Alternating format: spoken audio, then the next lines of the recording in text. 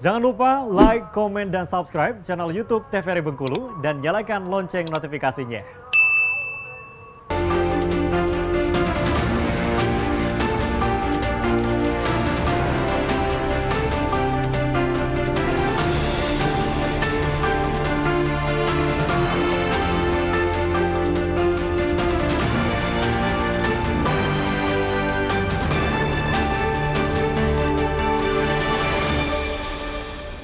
Baiklah pemirsa, terima kasih Anda masih bersama kami di Berendo TVRI Bengkulu.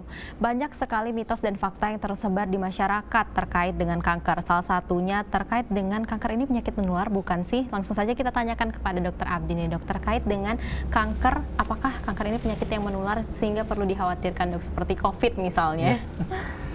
Terima kasih. Jadi kanker ini bukan penyakit yang menular, karena kanker ini karena sel-sel abnormal yang tumbuh tidak terkendali dan dapat menyerang jaringan lain. Jadi otomatis dia tidak menular.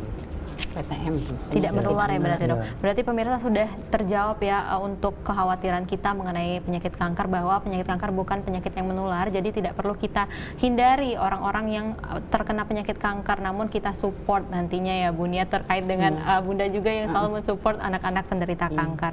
Nah, terkait dengan leukemia nih, Dok, salah satu yang paling banyak kasusnya tadi tercatat dari Kemenkes Republik Indonesia sebanyak 3.880 yang merupakan 35% ya pemirsa dari seluruh total kasusnya. Sebenarnya leukemia ini apa sih, Dok? Jadi untuk kanker ini kan dia menyerang misalnya dua tempat. Satu menyerang dari sel-sel darah, yang kedua menyerang daripada sistem organ. Nah, leukemia ini adalah salah satu yang menyerang daripada sel-sel darah, ya kan? Jadi penyebabnya bisa oleh karena faktor genetik, oleh karena paparan, oleh karena zat kimia, atau karena radiasi.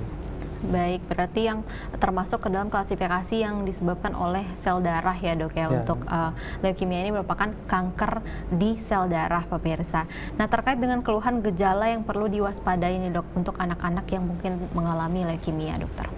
Ya, tetap sama seperti yang tadi, itu pucat, lalu demam tanpa sebab yang jelas, lalu ada perdarahan tanpa sebab yang jelas, ada lebam-lebam di tangan atau di kaki atau di mana yang tanpa ada riwayat benturan, lalu juga ada misalnya pembengkakan pada daerah perut.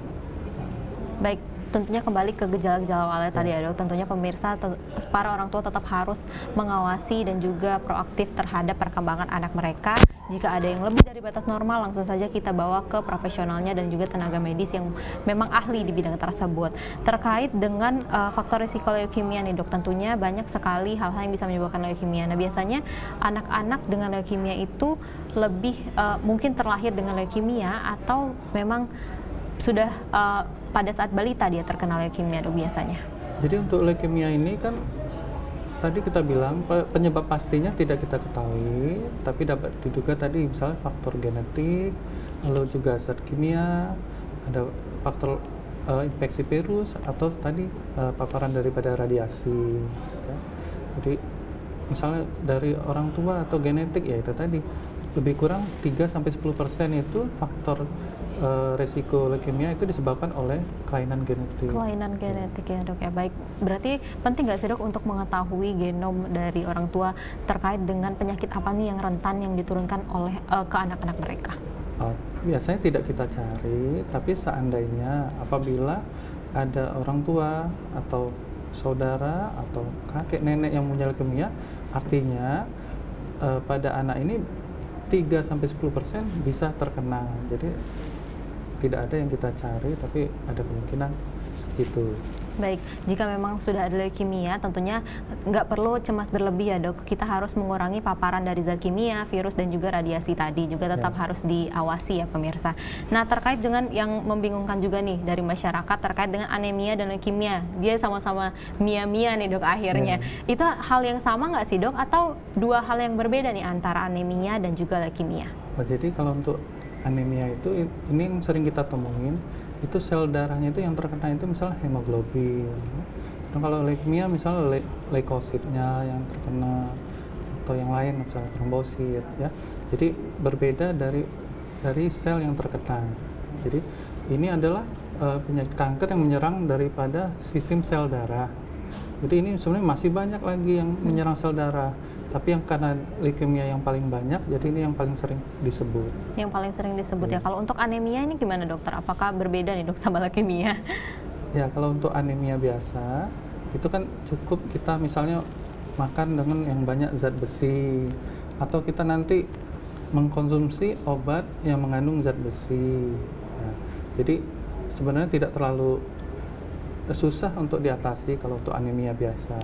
Baik, berarti bukan suatu penyakit yang ganas seperti leukemia ya dok, tentunya untuk anemia. Memang dua penyakit yang berbeda, namun anemia ini lebih mudah diatasi pemirsa dengan mengkonsumsi salah satunya tablet tambah darah ya dok, yang mengandung zat besi. Nah mungkin kita akan beralih terlebih dahulu kepada Bunda nih Bun, terkait dengan support nih, tentunya dari CESC yang harus di-highlight mengenai support association center juga ya Bun. Peran keluarga seperti apa sih yang dibutuhkan untuk mensupport anak-anak dengan penderita kanker Bunda? Sebetulnya yang jawab dokter ya, karena kanker anak itu perlu support juga dari dokternya, dari keluarga.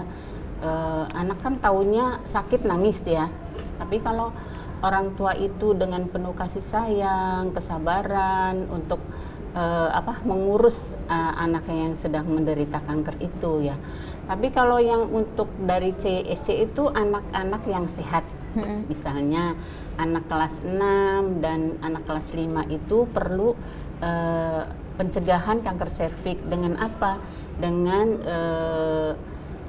vaksinasi HIV, HPV ya. HPV.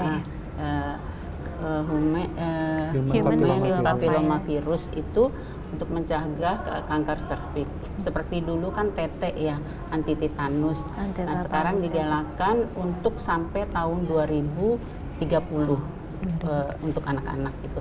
Rencananya insya Allah tahun 2024 di Bengkulu, di Jakarta tahun 2023 ya.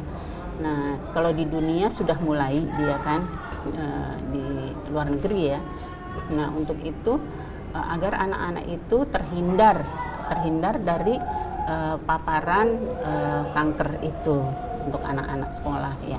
Tapi kalau untuk support dari anak-anak itu dan semua kanker ya, kita perlu sadani deteksi dini ya.